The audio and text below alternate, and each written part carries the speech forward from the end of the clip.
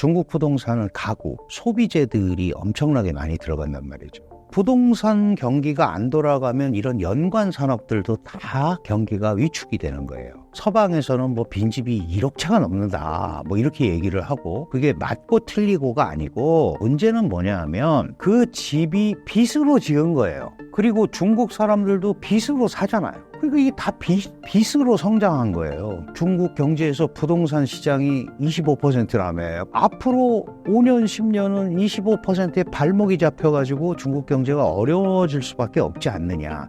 이것 때문에 이제 중국 경제를 걱정을 하는 거예요.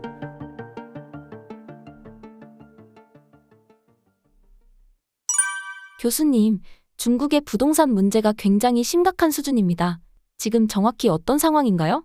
네, 중국은 말씀드렸습니다마는 뭐 이미 보도도 많이 되고 우리 한국 시청자들도 다 알고 계시죠. 중국 전체 경제에서 부동산이 25% 부동산 산업이 차지한다. 그리고 이제 부동산 산업이 25%를 차지하는 이유는 연관 산업이 커서 그래요. 그러니까 사실 뭐 우리가 상식적으로 얘기하면 건물을 지면 시멘트도 들어가고 모래도 들어가고 이것도 있지만 중국 부동산은 가구, 소비재들이 엄청나게 많이 들어간단 말이죠. 그러면 이런 부동산 경기가 안 돌아가면 이런 연관 산업들도 다 경기가 위축이 되는 거예요. 이제 이런 구조가 반복이 되고 있는데 문제는 어디에 있냐면 중국은 그 도시를 1선 도시, 2선 도시, 3선 도시 이렇게 나눠놨어요. 1선 도시는 대개 이제 인구가 한 1,000만 이상의 2만 불 정도 소득을 가지고 있는 대표적으로 베이징, 상하이,深圳, 심천이라고 그러는데 광동 이쪽 동네는 일선 도시라고 그래가지고 사실 일선 도시는 부동산 가격이 하락을 하지만 워낙 이 수요가 있고 그래서 상대적으로 충격을 덜 받는데 2선 도시, 3선 도시 이렇게 가면 이제 300만이나 500만 이런 3선 도시의 작은 도시들도 부동산 붐이 불었잖아요. 그러니까 집을 엄청나게 지었단 말이에요. 근데 문제는 3선 도시까지 가서 살 사람이 별로 없는 거예요. 왜냐하면 우리도 똑같지만 우리가 왜 역세권을 그렇게 강조합니까? 그 가깝고 효용성이 있어야 되잖아요. 그런데 아무리 집이 좋아도 내 직장하고 멀고 그쪽 동네에 그런 연관 산업이 없으면 가 있을 수가 없잖아요. 그러다 보니까 지방정부가 의욕적으로 건설을 했음에도 불구하고 그런 유효 수요를 창출하지 못하는 집들이 굉장히 많다 보니까 그런 집들이 빈집으로 남는 거예요. 예를 들어서 서방에서는 뭐 빈집이 1억 채가 넘는다 뭐 이렇게 얘기를 하고 하도 그런 얘기가 많이 나오니까 중국 정부가 전수조사를 했다고 발표를 했어요. 그래서 솔직히 얘기해서 한 780만 채가 비어있다. 그런데 이제 우리는 약간 또 중간자적 입장에서 잡아봐서 일반적으로 2천만 채 이상은 확실히 빈집이 있는 것 같다. 이렇게 얘기한단 말이죠. 뭐 2천만 채, 3천만 채 얘기하는데 그럼 한 집에 가족이 3명, 4명 산다고 한번 생각을 해보세요. 3명만 살아도 뭐 예를 들어서 3천만 채면 1억 명의 집이 지금 비어 있는 거예요. 예를 들어서 뭐 1억 채가 비어 있으면 한 3억 명이 좀 비어 있는 거잖아요. 그게 맞고 틀리고가 아니고 어쨌든 그런 형태의 집들이 비어 있는데 문제는 뭐냐 하면 그 집이 빚으로 지은 거예요. 그리고 중국 사람들도 빚으로 사잖아요. 그러니까 이게 다 빚으로 성장한 거예요. 그러니까 이 부분을 그리고 뭐 우리도 젊은 청년들이 영끌을 해서 집을 샀다 막 이런 얘기 하듯이 중국도 온갖 거를 동원해 갖고 집을 샀는데 경기가 나빠지니까 소득이 창출이 안 되니까 빚을 못 갚잖아요. 그러니까 이 빚을 갚을 일이 없는 거예요. 그러니까 파산을 하게 되는 거죠. 그러니까 이런 집들이 엄청나게 많이 모여 있고 말씀드렸지만 이 집은 중앙의 금융권의 보증에 의해서 돈이 갔기 때문에 결국 이 집이 안 팔리면 그런 금융이 불량자산으로 불량채권이 돼버리는 거예요. 그러다 보니까 이게 단순히 부동산에서 끝나는 게 아니고 결국은 금융 문제까지 가고 그럼 이 가운데서 실질 피해는 누가 보냐? 실수요자들이 보는 거죠. 그럼 이게 사회 불안을 야기할 수 있잖아요. 내가 잘못한 게 뭐 있냐? 집 살려고 내가 돈을 모아서 했고 정책에 의해서 돈을 대출받아서 이렇게 했는데 공사하다 말고 집이 없어지고 그러면 내가 지금까지 그 계약금 뭐 중도금 들어간 돈을 회수할 방법도 없고 그러면 이 피해가 고스란히 사회 대중한테 갚버리는 이런 현상이 나타나는 거죠. 그러면 이게 바로 사회적 위기로 옮겨갈 이 상황이 충분히 있는 겁니다. 그래서 이 부동산 버블을 처리를 해야 되는데 지금 얘기한 대로 뭐 아무리 그 보수적으로 잡아도 한 2천만 채 정도 되는 것 같은데 이게 말이 2천만 채지 2천만 채를 그 해결을 하려면 적어도 최소 3, 4년은 걸리는 거 아니냐. 그러면 뭐 1억 채 있으면 앞으로 10년이 가도 해결이 안 되는 거 아니냐. 그런데 중국 경제에서 부동산 시장이 25%라며. 그러면 앞으로 5년, 10년은 25%의 발목이 잡혀가지고 중국 경제가 어려워질 수밖에 없지 않느냐. 이것 때문에 이제 중국 경제를 걱정을 하는 거예요. 그래서 어떤 형태로든 간에 이게 이제 정확히 돼야 되는데 이게 이제 중국이 알고 있습니다. 이런 성장 방식이 문제가 됐다라는 걸. 그런데 관성의 법칙이죠. 이렇게 해서 지금까지 왔는데 뭐, 그 빚을 빚으로 메꾸는 거죠. 이런 작업들이 이어지다 보니까 손쓸 타임을 놓쳤어요. 그래서 지금 굉장히 어려운 시기에 봉착을 해 있다. 이렇게 봐야 될 것 같아요. 중국 부동산이 지금과 같은 상황에 처하게 된 배경은 무엇인가요? 예, 이게 이제 왜 그러면 중국이 부동산 정책이 또는 부동산 분야가 중국 경제에서 이런 중요한 역할을 하게 됐는지를 이제 역사적으로 좀 아실 필요가 있는데 한 국가가 경제 발전을 하려면 기술, 자본, 인력 이런 게 들어가야 되잖아요. 그런데 중국 경제가 1978년에 개혁 개방을 했고 갑자기 기술이 생기는 것도 아니고 갑자기 자본이 생기는 것도 아니잖아요. 그러면 어디서 자본을 마련할 것인가를 생각할 수밖에 없죠. 이제 해외 자본이 들어왔고 그게 FDI라는 소위 그 직접 투자한 것도 있고 뭐 기업이 가서 투자한 것도 있고 그래서 올라왔단 말이죠. 그러면 이걸 발전을 시키려면 결국은 중국이라는 거대한 땅덩어리 31개 성과 시로 구성이 돼 있는데 이제 지방정부들이 좀 알아서 자구책을 좀 찾아야 되지 않겠느냐. 왜냐하면 중앙정부가 계속해서 모든 예산을 공급할 수는 없어요. 그러다 보니까 각 지방정부한테 일정 부분 좀 알아서 해봐라. 이거를 이제 얘기를 했죠. 그게 이제 소위 경제적 하방정책인데, 이렇게 되다 보니까 중국이 이머징 마켓이잖아요. 떠오르는 시장이고, 그리고 한때는 뭐 언제 끝날지 모르는 경제 발전을 계속 유지했단 말이죠. 그러니까 개발상들이 붙게 된 거예요. 개발상들이 이 지역을 개발해서 아파트를 짓고 그러면 여기에다가 주거 문제도 해결하고 공장도 짓고 이제 계획은 잘 짤 수 있잖아요. 그렇게 하다 보니까 사실은 많은 지방정부가 이 소위 토지 매각 사용권 매각 자금을 가지고 지방정부의 재정을 충당하는 형태가 암묵적으로 이루어진 거죠. 암묵적으로. 그러니까 중앙정부도 그렇게 해서 발전을 해봐라고 했고 지방정부도 다른 자원이 없으니까 그걸 가지고 한 거죠. 그래서 실질적으로 전체 중국 지방정부의 그 재정 부담의 한 40%를 부동산 개발 방식으로 충당을 했었던 거예요. 그러니까 거꾸로 얘기해서 그 부분이 사라지면 중앙정부가 돈을 줘야 되잖아요. 그게 안 된단 말이에요. 지금 가끔 그 뉴스나 이런 데 해외 토픽이나 이런 데 보면 많이 나오죠. 뭐 일부 지방의 공무원들이 급여를 못 받았다. 일부 지방 선생님들이 급여를 못 받고 있다. 그 얘기가 바로 뭐예요. 지방정부가 그런 자금줄이 딱 끊겨버리니까 원래 예산이라는 거는 들어올 거를 생각해서 짜잖아요. 근데 그게 안 되니까 급여를 못 주는 이런 현상이 온 거예요. 그러니까 이거는 기본적으로 중국 경제 발전 방식에서 부동산에 지나치게 의존했던 발전 방식의 폐해죠. 그래서 이미 한 15년 전, 20년 전부터 많은 중국의 경제 전문가들과 해외 전문가들이 이렇게 가는 거는 한계가 있다.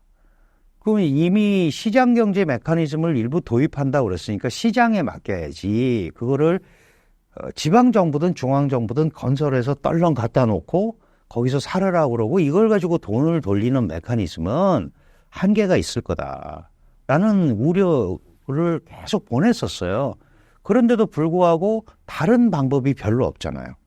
그러니까 그거를 관용적으로 써온 거죠. 이런 행태가 몇 개 있는데요. 중국에 보면 인구가 감소하고 있다고 그러고 뭐 세계 인구 1위 자리를 빼앗겠다 뭐 이런 얘기 하잖아요. 인구가 뭐 많은 게 무조건 많은 게 좋은 건 아닙니다. 근데 그것도 똑같은 거예요. 인구가 한 자녀 갖기 운동을 1979년부터 했어요. 그러면 자녀가 하나인데 아버지 어머니가 계시고 할아버지 할머니가 계시고 외할머니 외할아버지가 계시잖아요. 그럼 내 혼자서 이 부양가족이 이렇게 자꾸 늘어나는 거예요. 그렇죠? 노동력은 나 하나밖에 없는데 내가 부양해야 될 가족이 늘어나는 거죠. 그게 예전에는 사회주의 정부가 사회적 부담, 국가의 부담, 뭐 요람에서 무덤까지 우리가 책임진다 이런 게 있었는데 지금은 시장경제 메커니즘을 써서 이거를 그 후속 세대한테 전가시키는 것처럼 돼버렸단 말이죠. 그러니까 절대 노동력의 부족이 향후 중국의 미래를 짓누르게 될 거다라고 많은 사람들이 걱정을 했어요. 그래서 한 15년 전에 빨리 한 자녀 갖기 운동을 풀어야 됐다. 근데 사실은 2016년인가요? 그때 가서 풀었다. 몇 년 안 됐어요. 근데 한 자녀 갖기를 풀었는데 그러면 둘, 셋씩 낳아야 되는데 이미 너무 어려워졌잖아요. 그러니까 안 낳는단 말이죠.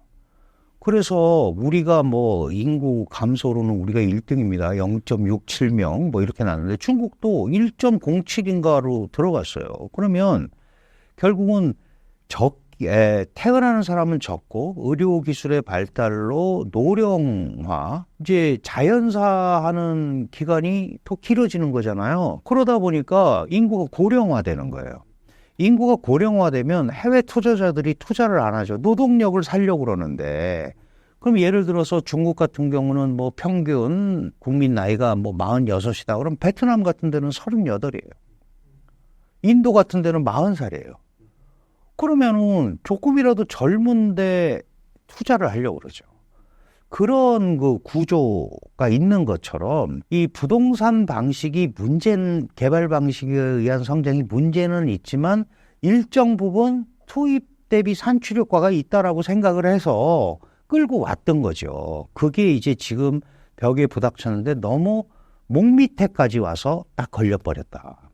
그러니까 이제 지금부터 하려면 또 그만한 시간이 필요할 수밖에 없는 그런 구조가 이루어지는 겁니다. 그래서 걱정을 하는 거고 지금 이제 그 아파트는 그렇다고 치는데 일선 도시의 베이징이나 상하이의 오피스텔 같은 경우도 뭐 기업 활동이 주니까 공실이 자꾸 늘어나는 이런 문제가 생기고 있거든요. 그럼 주거도 그렇고 상업 아파트, 상업 오피스텔도 그렇고 이렇게까지 자꾸 이게 확산이 되니까 이거 진짜 경제가 잘못되는 거 아니야? 라는 생각을 하죠. 이미 굉장히 삐걱거리고 안 좋은데 그런 얘기들이 더 많이 나오니까 이제 그 웬만한 기업들은 여기는 더 이상 못하겠다 라고 생각을 하고 탈출을 하는 데도 있고 새로 투자하려는 사람들도 이렇게 계속 삐걱거리는 거야. 이러면 내가 아이템이 아무리 좋아도 저기 들어갔다가 무덤으로 들어가는 거 아니야? 이런 생각을 하게 되는 거죠. 그런 것들이 지금 겹쳐서 중국 경제가 굉장히 어려움을 겪고 있는 그런 상황인 것 같습니다. 중국 정부가 지금의 부동산 위기를 극복하기 위해 어떤 노력을 해왔나요? 또 극복할 가능성은 얼마나 될까요? 사실은 이제 아파트가 빈집이 많으면 그걸 빨리 매매가 이루어져서 돈이 돌아야 그게 이제 부동산 경기가 회복이 되는 거잖아요. 그런데 말씀드린 대로 지금 내가 이걸 사는 게 너무 무리고 돈도 없고 그러니까 중국 정부가 우선 채택한 거는 유동성 공급입니다. 돈을 이제 시장에 많이 풀어서 그게 소비자 손으로 들어가게 해서 부동산을 취득하게 하는데 도움이 되도록 이걸 했는데 말씀드렸다시피 중국 사람들이 지금 상황을 이제 집을 살 적기로 보지 않는 거죠. 그게 이제 디플레이션이라는 게 원래 그런 거예요. 경기가 나빠지면 저거 더 떨어질 텐데 뭐 내가 왜 사? 우리도 그러잖아요. 조금 더 기다려보자. 그러면서 더 침체가 되잖아요. 그래서 아주 수많은 조치, 뭐 누가 통계를 냈더니 600여 건의 부동산 활성화 조치를 했답니다. 작년 8월부터. 큰 법률만 해도 한 30개 정도 했고, 근데 그 효과가 없는 거예요. 그래서 작년 말에 중국 정부가 사실은 이제 부동산이 국민 경제의 한 25%를 차지하고 연관 산업이 많고, 피해자가 직접적으로 이 중국 국민이 되다 보니까 이게 민생 경제에 직접적인 영향을 끼치는 거잖아요. 그래서 이거를 해결을 어떤 형태로든 간에 하기는 해야 되잖아요. 그래서 사실은 이제 파산이나 이런 것들에 굉장히 주저해 왔죠. 부동산 기업들 파산시키면 그 파급 효과가 너무 크니까. 그런데 작년 말부터 슬슬 이제 화이트 리스트를 만들기 시작했어요. 살릴 기업들은 공개는 안 됐지만 이러한 기업들은 좀 살리고 아닌 거는 도산시켜야겠다. 그게 사실 요번 얼마 전에 끝난 양회에서 부동산 기업 파산시킬 수 있다라는 얘기를 공식적으로 하기에 이릅니다. 계속 끌고 가지는 않을 거다. 이제 이런 얘기가 있는데 그런 조치가 받아들여져도 워낙 빈집이 많고 경기가 식어 있기 때문에 최소한 5년, 길게는 10년 정도 걸려야 이 부동산이 안정화되지 않겠느냐라고 얘기를 해요. 그 말이 5년, 10년이지 거기에 묶여 있는 걸 한번 생각해 보세요. 경제가. 그러니까 중국 경제에 대해서 긍정적인 전망을 하기가 굉장히 어려운 그런 구조가 반복이 되고 있다. 이렇게 볼 수 있습니다. 물론 이제 중국 정부가 돈이 있고 어쨌든 과감하게 뭐 사가지고 분배를 해주거나 이럴 수도 있죠. 근데 그거는 또 시장 원리랑 잘 안 맞잖아요. 이제 사회주의성을 강조하면 그럴 수도 있지만 그러니까 시장 메커니즘에 의해서 성장해왔던 걸 그런 식으로 또 해결할 수는 없거든요. 그러니까 일정 부분 중국 국민들의 희생, 그다음에 정책적 전환 이런 것들이 맞아야 되는데 지금으로서는 일정 기간이 걸릴 수밖에 없다. 그럼 이제 이거를 상쇄시킬 수 있는 방법이 국제 경기가 완전히 활성화가 돼서 메이드 인 차이나가 잘 팔려서 외부적인 어떤 이 요인으로 이게 활성화되는 방법이 있을 수 있고 지금 이제 부동산 시장과 주식 시장 두 개를 놓고 보면 주식 시장을 확 활성화시켜가지고 그 스필오버죠. 그러니까 이 주식 시장의 그 활황 효과가 조금 이렇게 다른 데로 넘쳐서 갈 수 있는 뭐 이런 분위기를 만들어야 되는데 부동산에 안 갔던 돈이 주식으로 가기가 쉽지 않죠. 왜냐하면 주식이라는 것이야말로 경제의 바로미터인데 미래 경제에 그런 이러지도 못하고 저러지도 못하는 상황에 있다. 2008년 서프라임 모기지 사태가 생겼을 때 약 4조 위안, 우리 돈으로 하면 한 800조 정도 되는 돈을 경기 부양 자금으로 집어넣었어요. 그 경기 부양 자금으로 집어넣었는데 그 돈이 이제 사실은 부동산 시장과 주식 시장으로 흘러 들어가서 너무 거품을 만들었고 이제 많은 중국의 경제학자들이나 중국 정부에서는 그때 거품이 지금도 이어지고 있는 거다. 그래서 섣불리 잘못 대량의 양적 완화라든가 이런 걸 통해서 경기 부양 자금을 집어넣으면 또 거품을 만들 수 있다. 이런 거에 대한 주저함이 있는 거예요. 그래서 파산시키겠다, 파산도 고려하겠다라고 얘기하는 거는 과거와 같이 부동산 경기 활성화를 위해서 더 이상의 직접적인 부양 자금을 과도하게 넣지 않겠다는 선언이랑 똑같은 거죠. 그런 메커니즘으로 이해를 하시면 될 것 같습니다.